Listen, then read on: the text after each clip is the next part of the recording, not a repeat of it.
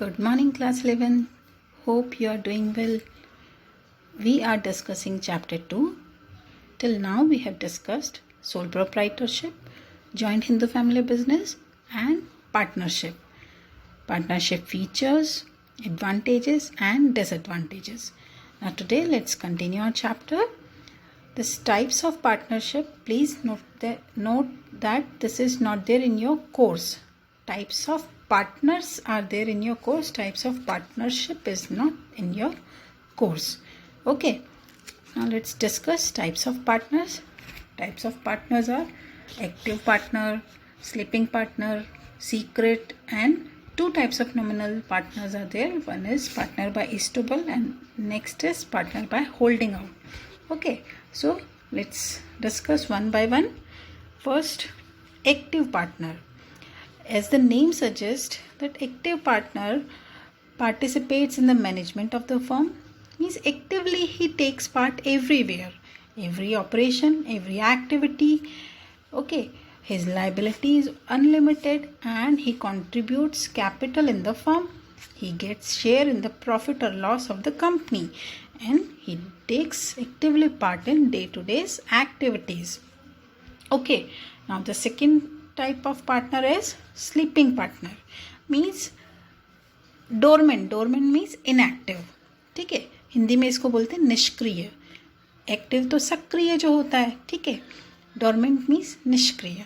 So the partner who does not participate in the management of the firm, these partners are bound by the activities of other active partners. भाई अब तुम काम नहीं कर रहे हो तो जो दूसरा कोई अगर काम कर रहा है तो आप उनके काम से अब बाउंड तो हो गए. Means he also will be equally responsible for any of the agreement done by any other partner. Okay, so these partners are bound by activities of other active partners. These partners contribute capital and get share in the profit or loss of the firm. Okay, but he does not take part actively in day-to-day activities. Only this is the difference between sleeping and active partner. Okay, now the third one is secret.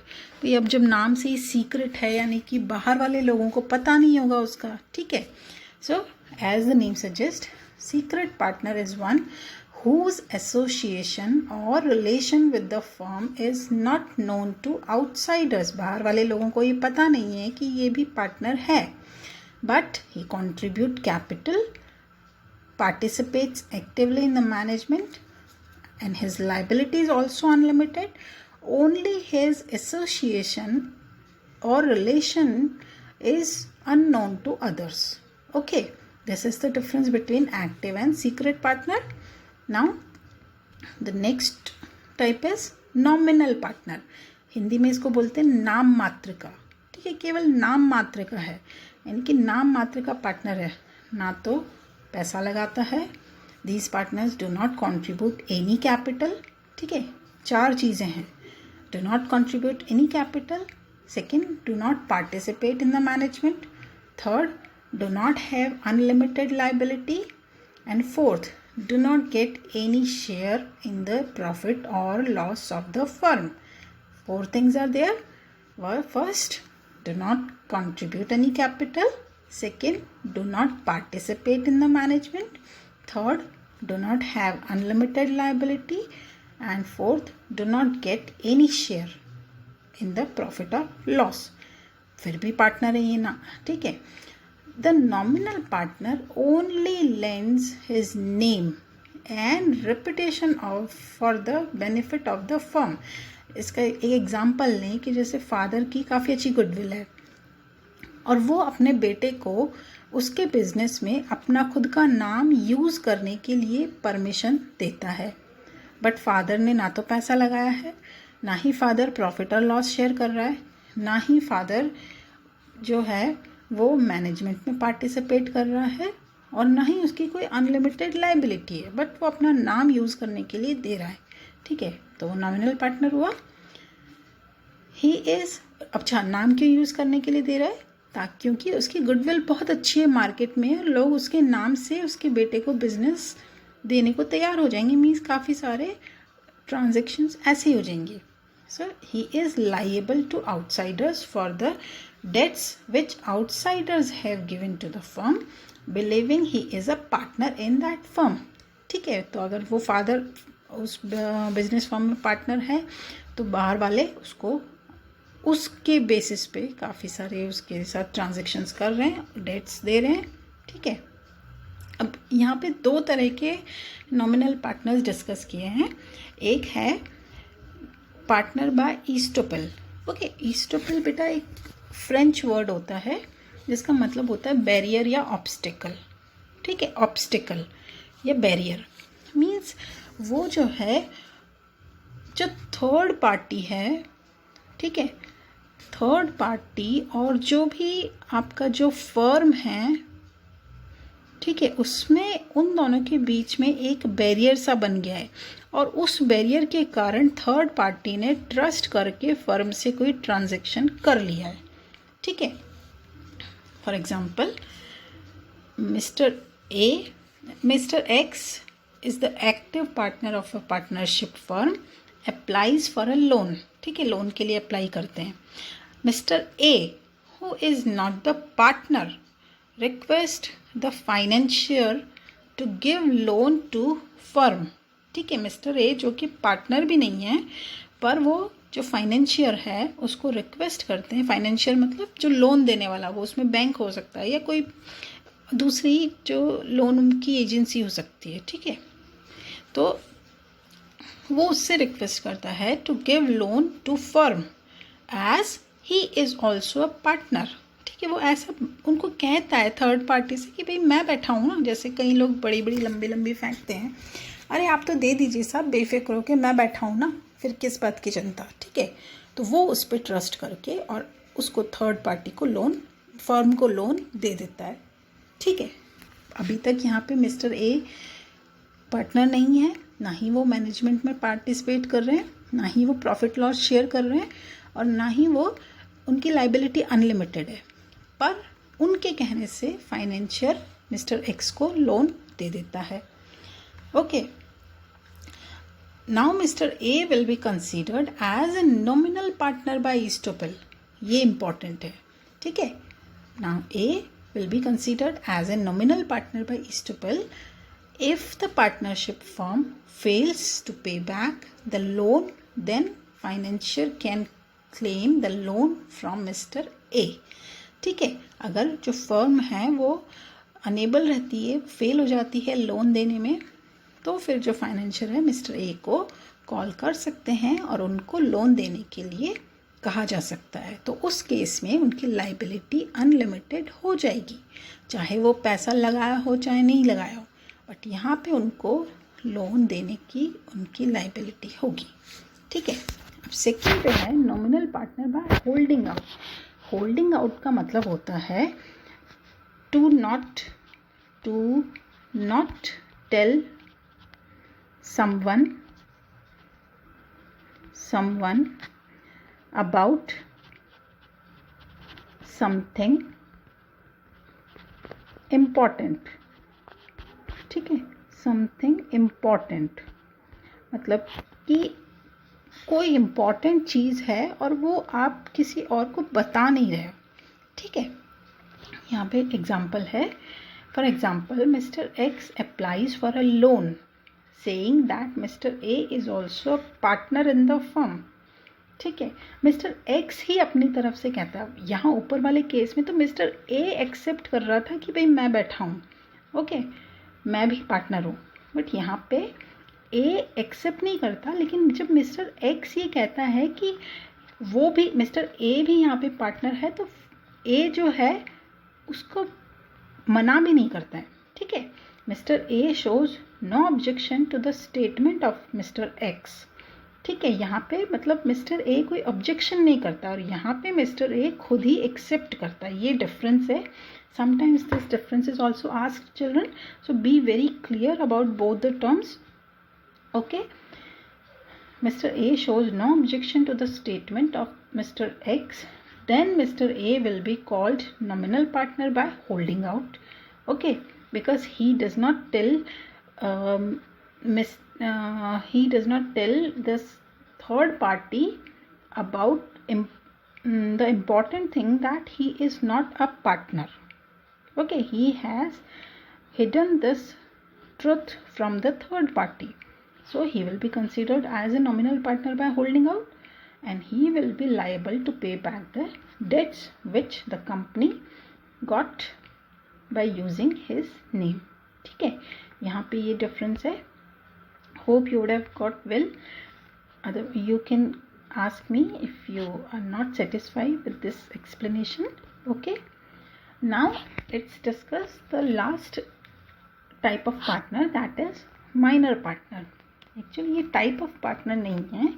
ये क्या होता है, अगर कोई minor है, minor means who is below 18 years of age, so means can he be allowed to admitted in the benefits of this partnership firm?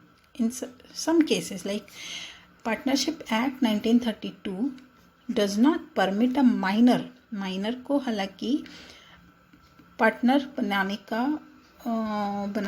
Allow नहीं है. Okay, does not permit a minor to become a partner in the partnership firm. The minor can only be admitted to the benefits of the existing firm. जैसे दो या तीन partner हैं, एक partner की death हो जाती है. ठीक है, पार्टनर की डेथ हो गई, ए है, बी है और सी है.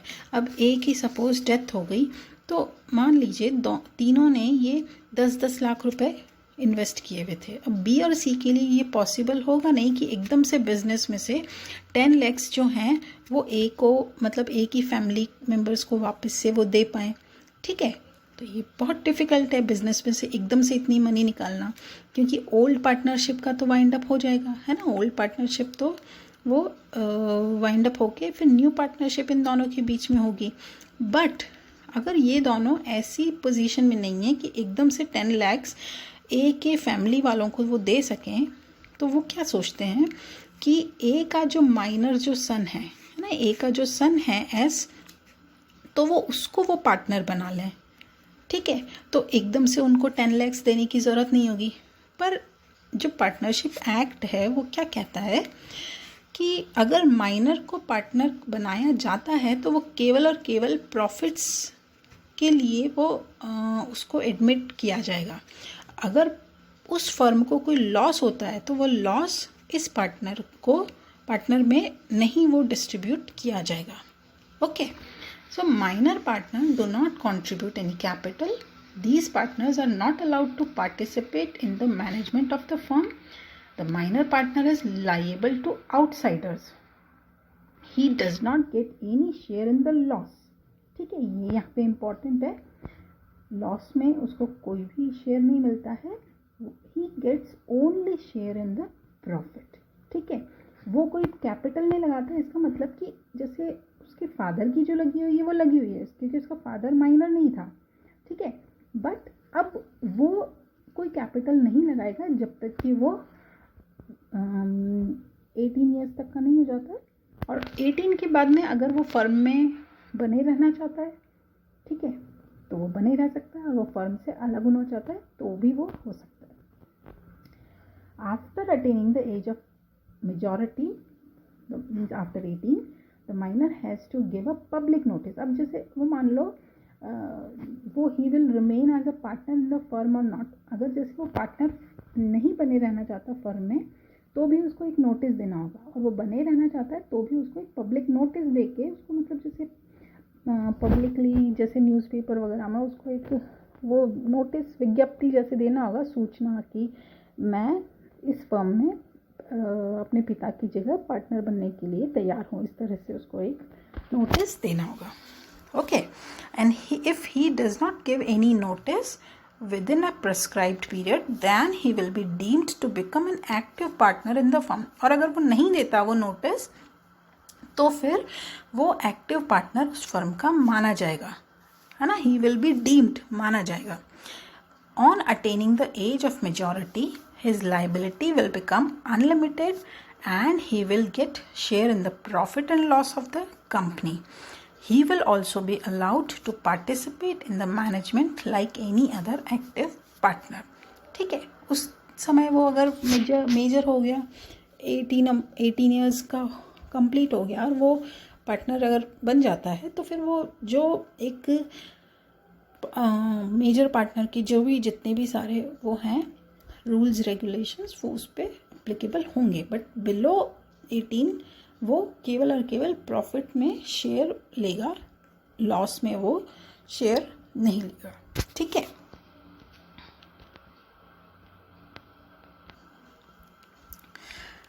now let's see this table of this different types of partners are given.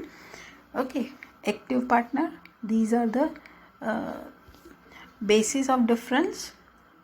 See, capital contribution, active partner contributes capital, sleeping partner also contribute, secret partner also contribute, but these nominal partner they don't contribute capital.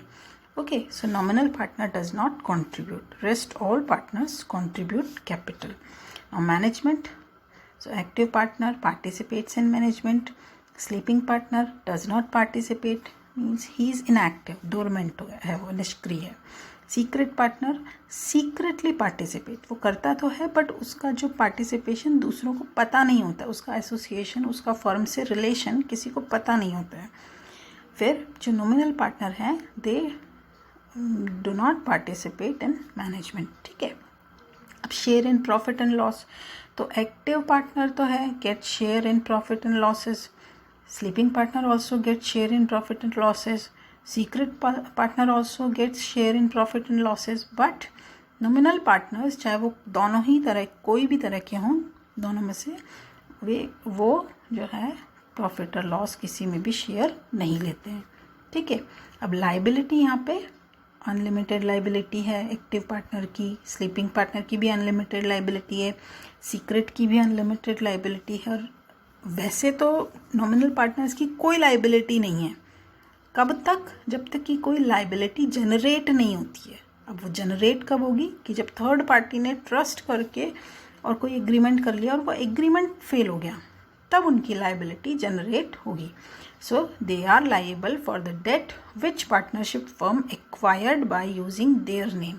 उनका नाम का use करते हुए firm ने कोई date लिया है, कोई लोन लिया है और वो फिर फर्म अनेबल है देने के लिए, तो फिर उस केस में नॉमिनल पार्टनर्स की भी अनलिमिटेड लाइबिलिटी होगी. Okay, now formation of partnership firm.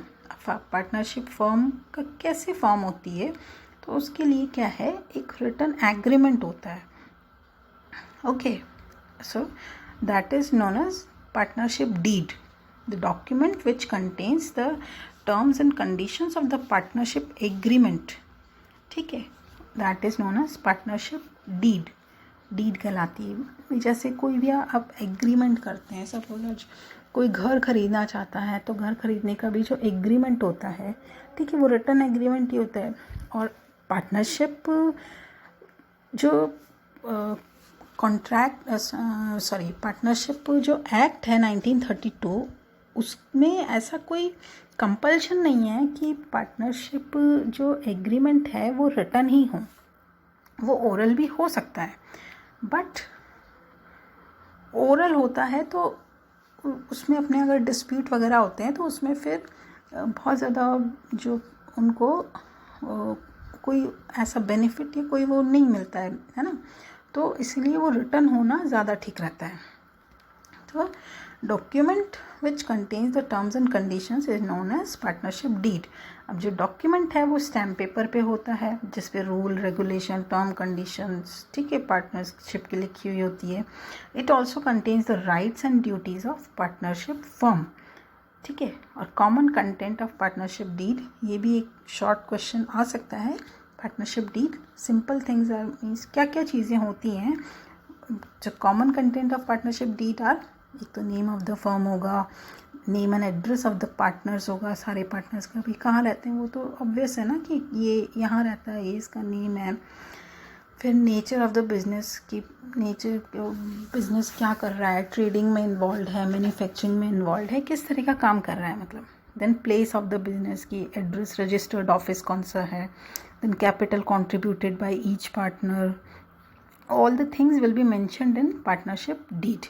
Then profit sharing ratio क्या है, ठीक है, उनकी कैपिटल के रेशो में ही है या कोई और दूसरा रेशो है प्रॉफिट शेयरिंग का, वो भी मेंशन होगा. Then rights and duties of partners for the management of business की उसमें लिखा हुआ होगा that who will take actively part and who will be the dormant and who will be the secret, and इस तरह से इसमें होगा. फिर the mode of maintaining accounts जैसे कि आपके अकाउंट्स में आपका जो ड्यूअल एंट्री सिस्टम है या आपका जो इनकम्प्लीट रिकॉर्ड्स है या जैसे इंडियन जो टाइप्स ऑफ अकाउंट्स है कि वो महाजनी जो अकाउंट्स है उस तरह से मेंटेन होता है या कैसे मेंटेन होते हैं अकाउंट्स, वो आपको देना होगा. फिर the rate of interest payable to partners on their capital पे अगर कोई इंटरेस्ट पेबल है तो उसकी रेट मेंशन करनी होगी. And rate of interest to be paid by partners on the amount withdrawn by them. Okay. Then the amount of salary payable, कोई अगर सैलरी मिल रही है पार्टनर को तो वो भी यहाँ पे मेंशन होगी. Then provisions regarding retirement and dissolution, कि फ़र्म का डिसोल्यूशन कैसे होगा, फ़र्म कैसे ख़त्म होगी, कौन कौन सी जो कंडीशंस होंगी, या एक पार्टनर कब रिटायर होगा या कब छोड़ के जा सकता है फ़र्म को, या न्यू पार्टनर आएगा तो उसके साथ कैसा ट्रीटमेंट होगा, या वो सारी बातें. Then methods of solving disputes, ठीक है, अगर किसी में डिस्प्यूट होता है then whose decision would be the final, okay, and which procedure they would opt, they will mention here in this partnership deed. Then whether interest is payable on their loan provided by partner, capital तो देती हैं, अब अगर उसके साथ loan भी दे रहे हैं पार्टनर, ठीक है, वो कैपिटल नहीं, वो ऐसे लोन अगर पार्टनर्स अवेल करवा रहे हैं तो उसको भी वो, तो उस पर अगर वो कोई अगर उनका इंटरेस्ट देते हैं तो वो भी वहाँ पे मेंशन होगा. ओके.